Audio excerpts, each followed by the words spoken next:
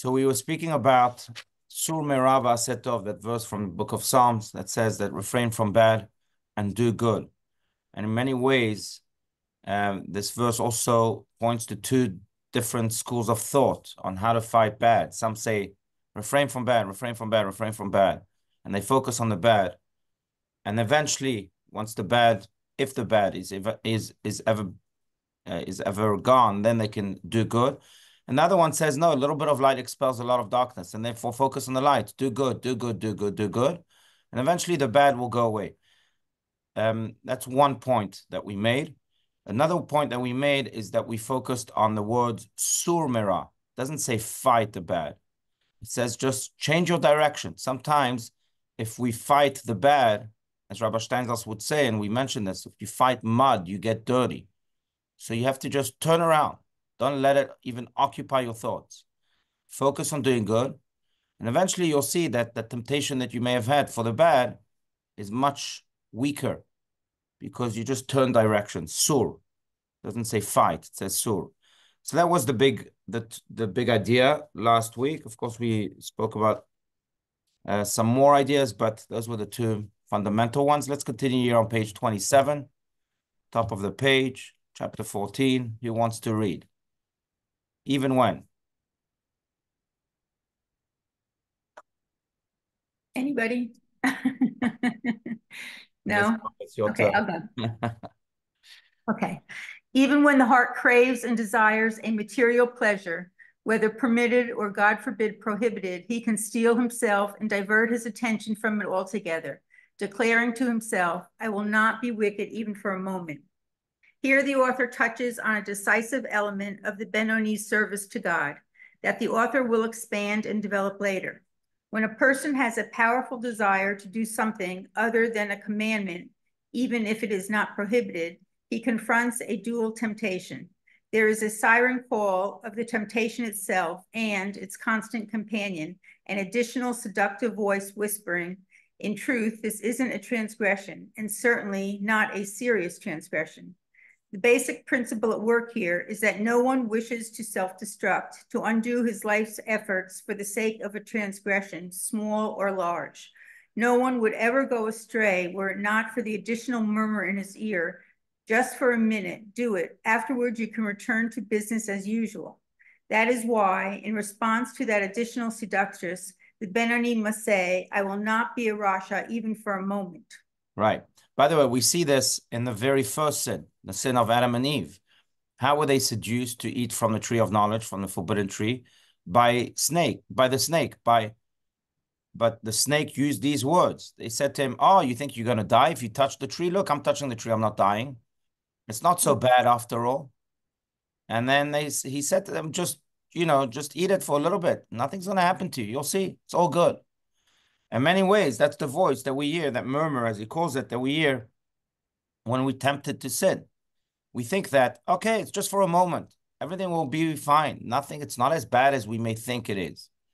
And that's why we need sometimes that decisive no. We spoke about this a little bit last week, but just say no. Don't even engage in thought with the bad, because that's when they seduce you.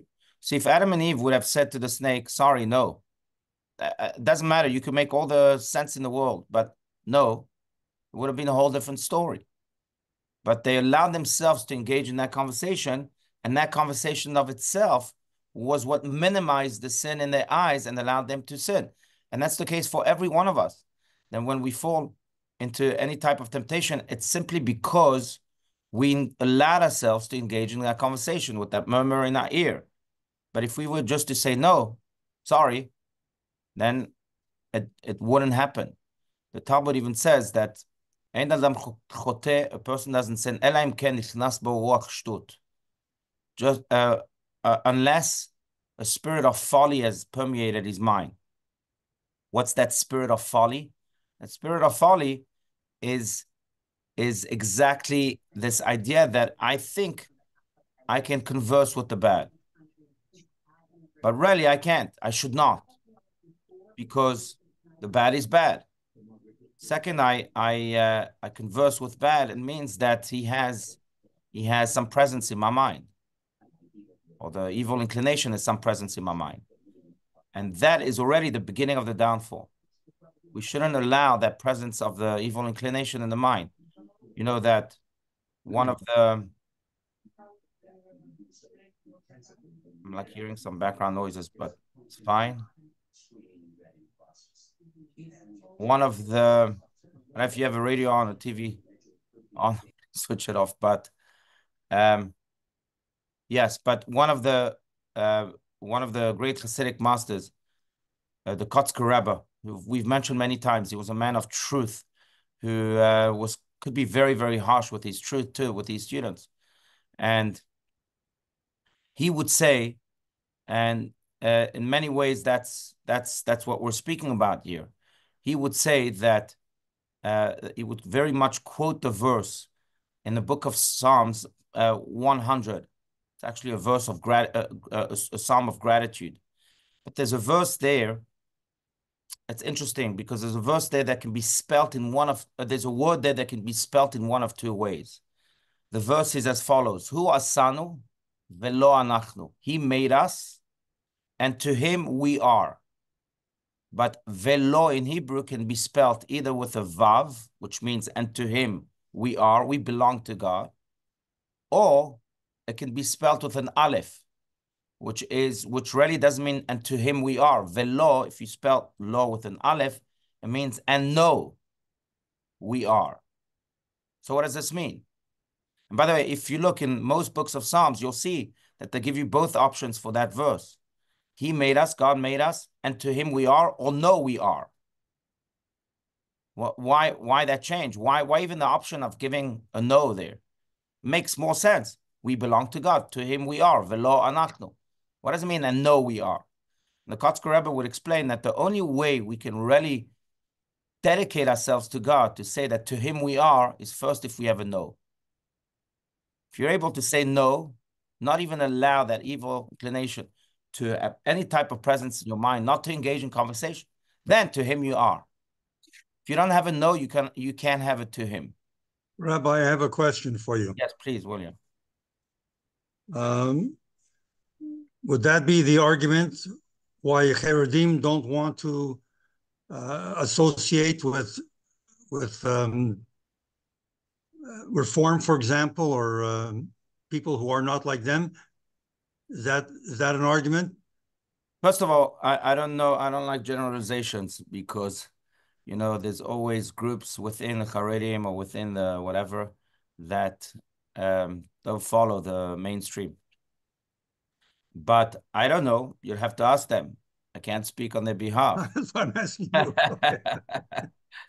I don't know. I mean, yes, I think that Haredim at least try, but again, I don't like generalization. I think every Jew should try to have areas in which he has no's that don't even come into my consciousness because I've said no to them from the get-go. Now, maybe some Haredim take that to the extreme, and no's permeate the yeses. That could also be a problem. But there should be, and this is what the Kotzker Rebbe again is saying here, there should be places in life or areas in life in which we say no's. That there's not even a discussion here. I noticed that, frankly, with my children, because as my younger children, I've noticed that my whole married life, ever since I've had children, that I go with them to the supermarket to go shopping, and they always say, "Oh, look, there's a great ice cream. Oh, there's a great candy. Can you buy us this candy? Can you buy us this candy?" If I say to them, "No, it's not good for you. You're gonna need to go to the dentist afterwards," they know that there's room there for discussion, so they continue to nag you, right? But if I say to them, "Sorry, it's not kosher," that's the end of the conversation. Why? Because they know that in my mind, that's a no. That's not. I'm not even going to engage in conversation whether I should eat kosher or not eat kosher, and so it is in their mind. So when we have these clear no's, then we have room to be velo anachnu. To him we are, for full dedication. But if there are no no's in our lives, if we're everywhere, as they say, we're nowhere. Everything is permitted, then really everything becomes nothing. And this is what this is saying. The Beinoni must have no's that are very clear, no's that come before the conversation, not after the conversation. Then it's already too hard, but before the conversation with the evil inclination. If we have a law, a no, then we have a law to him. It's really a beautiful verse if you think about it. Psalm 100, Psalm of gratitude. But that's really the key here. This is what this is saying. Don't engage. The snake engaged in conversation. That's how you got Adam and Eve. No, sorry, snake, you don't belong in my consciousness. Goodbye. And I would challenge everyone to make this very practical, to think of things in life that are complete no's. What are your big no's? And are they no's that come before the conversation or after the conversation also? But everyone should have big no's, at least on the main values of life and principles of life. Anyway, that's the idea here. Let's continue, unless, of course, please add your comments, disagreements, ideas. You're welcome, all of them. Please, Amy, yes. And I can't see you all, so you can just unmute yourself and speak up. Yes. One of my favorite phrases when I was raising my children was in a similar situation. If they wanted this, that, the other, I would say to them, this is non-negotiable. And that's the buzzword that they had got to back off. And then when we got to be older as teenagers, they would ask me, can we do this, that, the other, whatever it was. And I would say, it's non-negotiable. And their answer would be, can we just negotiate? And I would say, okay, let me think about this. Maybe, maybe not. And 10 minutes later, they'd come back, can we negotiate? Well, interestingly enough, they're doing this with their own children. And it really worked because they started thinking in a business mindset. And it just worked so well. Beautiful, beautiful, very good. And I like the word negotiable, because that's what we're speaking about. We don't negotiate. Right. We don't get into that conversation. Right. Right. Powerful. And by the way, the key in education, if we want to go deeper into this, right, as you pointing to also, is that it has to be non-negotiable for you. If it's not non-negotiable for you, your kids will feel that. They have a sixth sense that's as sharp as it gets. They'll know that really there is room to negotiate there if it's negotiable for you. They won't negotiate with the mother, but they'll go to the father. That's right. That's right. Exactly. Yeah, but he can use the same words too. Especially hears it from me. Right. That's the key, really, right? To be convinced first and foremost yourself. You know, in the prayer of the Shema, that we say every day, we say there's in the first paragraph, there's the commandment of Veshinantam levanecha. You should teach it to your children. But just before that verse, we say that these words should be inscribed upon your heart. And then Veshinantam levanecha. And then you should teach them to your children. Because if they're not inscribed upon your heart, if you're not convinced, you'll never be able to teach them. You might try, but it won't register. Because you have to believe in what you say first.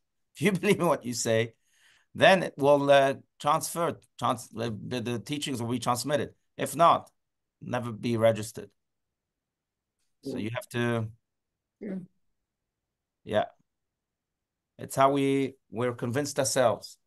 Mark Twain famously said that people spend hundreds of thousands of dollars on education, and then for $5, they lose all of that money. Why? When they try to jump over the fence at the entrance of an amusement park in front of their children, just to save $5.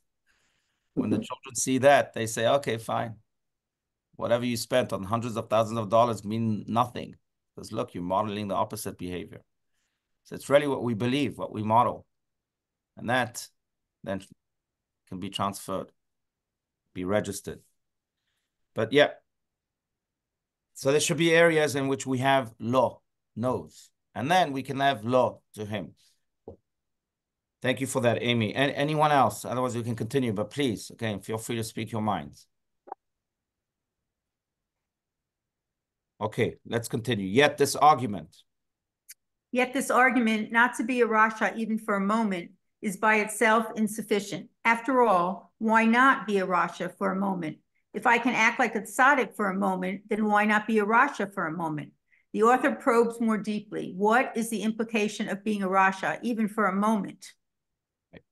Because I will not be parted and separated, heaven forfend, from the one God under any circumstances, being mindful to the admonition, your iniquities interpose between you and God.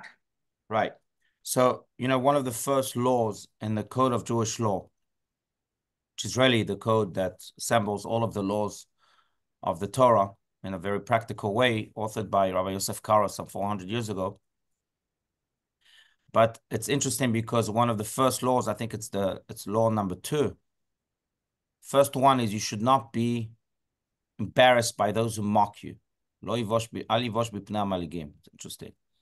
But the second one is when one wakes up in the morning, you should immediately feel that the master of the universe is hovering upon him, is watching his every move, and he knows his deepest hearts, that he knows his kidneys, he knows his innermost. And that's how you should wake up in the morning. Why so? Because it should empower us then not to be separated from him, even for a split moment. When I wake up and I know that I'm not alone in this world, that there's a God with me, that a God that knows me, God that carries me, then it's the most empowering thought. And if that's the way I wake up, then I won't want to be separated from even for a moment.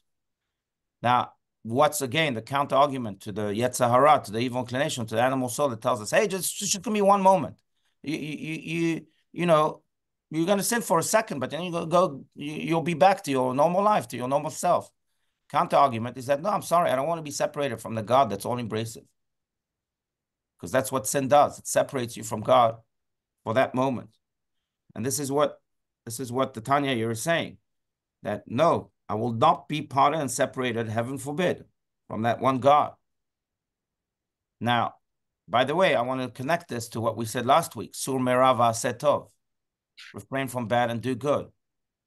If my main focus is that second school of thought, do good, do good, do good, and understand how good God is through his good commandments, then I won't want to be separated from God, because why should I be separated from the most loving God? But if my picture of God is that he's like a policeman watching you, dare you not fall or falter, then it's easier to be separated from that God, because it's fear. He wants to be living in fear.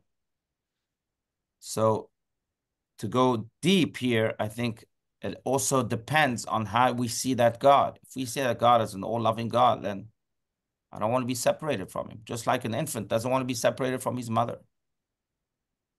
But if it's a policeman, then it's a different story. So it also depends on the image we have of God. If it's a positive one, a loving one, then of course we want to be separated. And then this argument works. So it also depends on that, if I may add that. But let's continue here with Rabbi Schnauz's commentary on this idea that I don't want to be separated. Being a Rasha. Let's go. Being a Rasha, in other words, is tantamount to being separated from God. Now it is explained elsewhere that nothing, physical or spiritual, can be a barrier before him. Do I not fill heaven and earth? There is no free space into which something else could interpose. The notion of a barrier that comes between God and us is meaningless. God is not stopped by any kind of barrier. Barrier suggests an entity that is other. And what could be other than God? Whatever exists comes from him, is filled with him. Yet, as the prophet Isaiah says, your iniquities interpose between you and God. A single exception is capable of separating God and man: transgression, transgressing the will of God. As the author explains in Igeret HaTeshuvah, every created being is an extension, so to speak, of God's will. He wanted and they come into existence. He wants and they maintain their reality. Everything exists and functions based on and directed by its immediate connection to God's will. Right. So if God is an omnipotent God, if God is all-invasive, how can you be separated from him? Well, there's one answer to that: sin. transgression. That can separate you from God. Completely, no. But it separates you by creating layers between you and God. Maimonides has a famous book called The Introduction to the Mishnah. And there he speaks exactly of this. He says the reason that Moses was such a big prophet is because he barely sinned. The only separation between him and God was his body. And that's why God tells him that you can't see my face because you still have a body. But the more we sin, the more we create those separations. We could potentially be Moses's. Potentially. I don't know. But potentially, if we don't have any of those separations. But the more we sin, the more we create the separation between God and us. Now, of course, when we do Teshuvah, and this is very apropos because now we're in the morning after Yom Kippur, and God cleansed us from all of our sins, and therefore we're all like, almost like Moses's. No separations between us and God. So it's a good mindset to go into the new year with. That now that we're clean, let's not create any separations between us and God. Let's maintain that mode of pure closeness and oneness. But again, sin can create those separations. Now, of course, when we do teshuvah too, right? When we repent and return to our true self, then we remove those separations. That's the power of teshuvah. But sin is the only thing that can really create a separation between us and God. Now, are those separations that are, I don't know, that are completely blocking us from God? No. I would say they're more like, partitions. You still have God in the room. It's like the mechitza here. You still have God in the room, but there's a partition, and sometimes another partition, and another partition. You're still in the same room. Again, God is omnipotent, but there's that separation caused by transgression. Now, I would say it's not just with the God above. Let's remember, it's also the God within. The more we sin, the more we become disconnected with ourselves. The more we become almost, what's the word? Asymmetrical, or disaligned. And the more we live with God, the more we say that no, the more one we are with him. V'lo anachnu. Remember, no brings us to lo, to him. The more in line and in sync we are with ourselves, with our deeper self, the more of an authentic and genuine life we can live. And that in many ways, going back to Moses, is the mode of the righteous. Because they are so in sync with God, it's almost like they become those channels of God in this world. What they say is what God says. What they do is really what God does. He works through them, flowingly, uninterruptedly, because there's no separation. That's really what this means here. And the more we can say no to the Yetzer Hara, again, the more we can eliminate those separations. The more one we can be, not just with the God out there, but more importantly, with the God in here. So I think it's a good thought to leave us with here as we just concluded Yom Kippur. Let's maintain that oneness that we recreated with God up there and in here throughout the year, because that's the mode that we're in right now, all of us. And please God, that should bring us all of the blessings that we need, the blessings for our world altogether with Hashem's ultimate redemption.